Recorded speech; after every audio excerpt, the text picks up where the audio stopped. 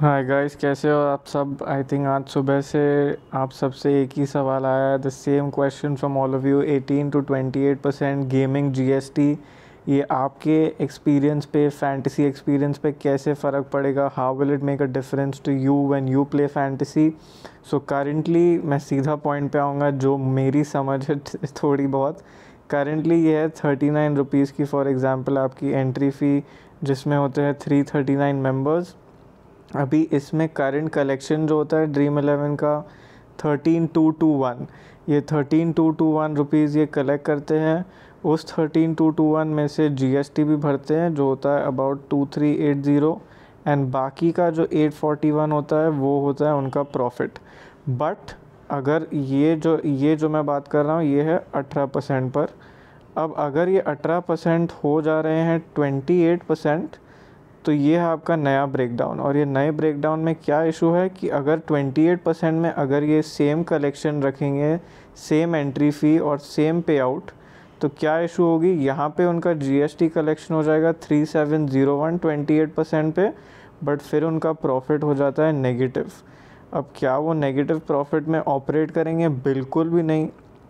उनके लिए ये बिल्कुल भी सस्टेनेबल नहीं होता है। जिसका क्या मतलब है, there is only one solution for this problem, कि उनको अपना एंट्री फ़ी या पे आउट रिड्यूस करना पड़ेगा या एंट्री फ़ी इंक्रीज़ करना पड़ेगा। So simply put, for all of those who don't understand Hindi, before this their GST collection was 2380, they were able to manage their profit as well.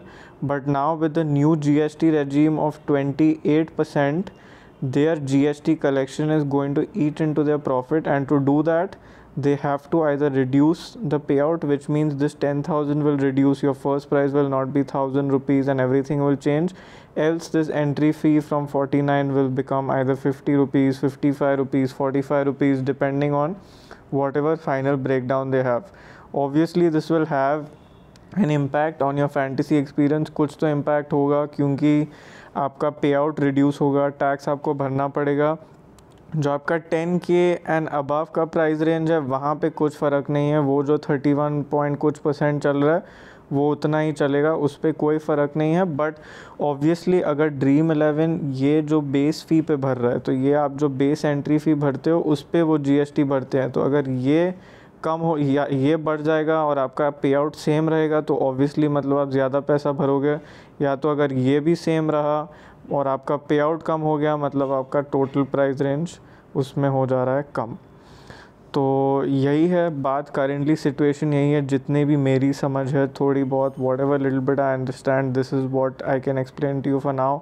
And as I get more details, जैसे मुझे और information आती है मैं आपको पास करता रहूँगा। I keep passing it to you. Thank you so much, keep subscribing, stay tuned and all the good luck.